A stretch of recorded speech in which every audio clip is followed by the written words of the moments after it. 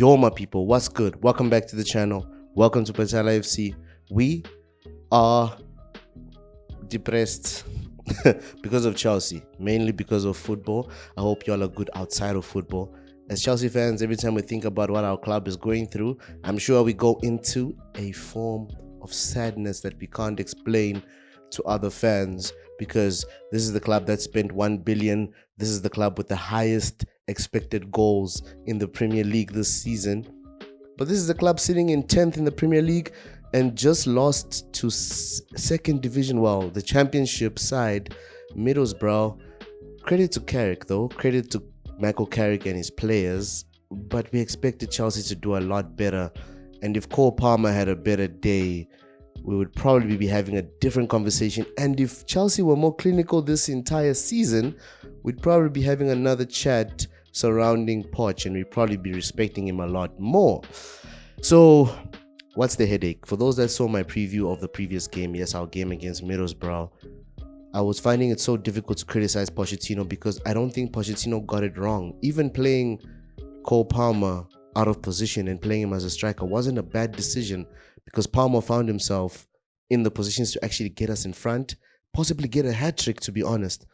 The minor mistake that he made, that he keeps on making, is entrusting Levi Colwill to be a left back when he plays so much better in the centre back position. So can we just play Levi Colwill centrally?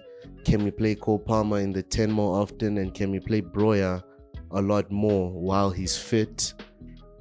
Are the questions that we're here to ask. And if we are to check on how our team set up, how the team was set up by POCH rather, versus Michael Carrick's Middlesbrough, it was a very interesting game. It was a game that I did not expect to go as it went.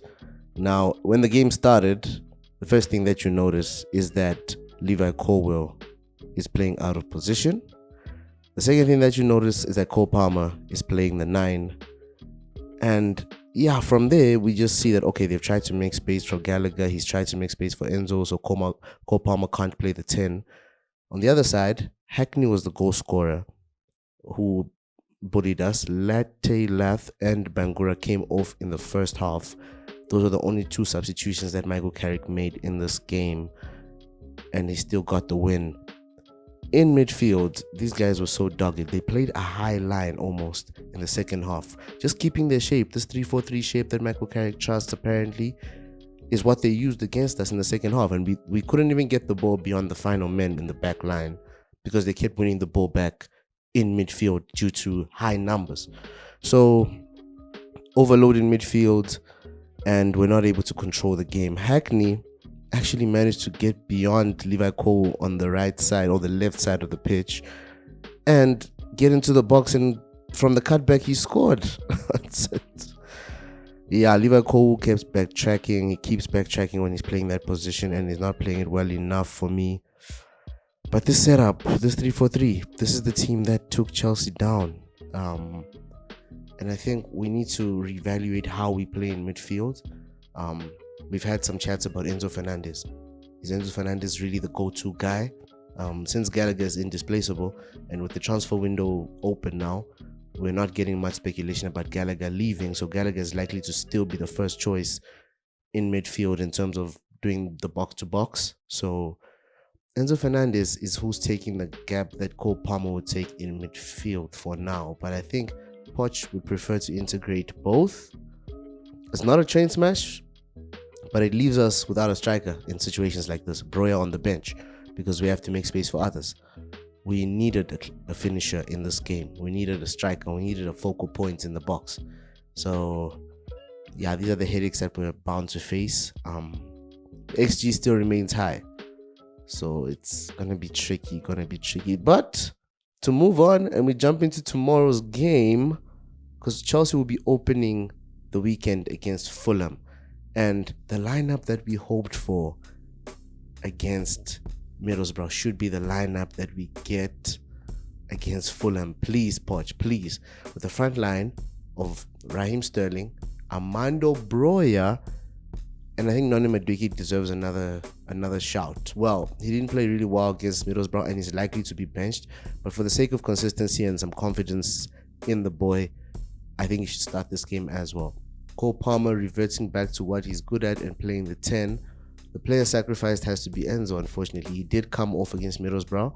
The two players that came off were Enzo, I believe, and I'm actually forgetting the other player.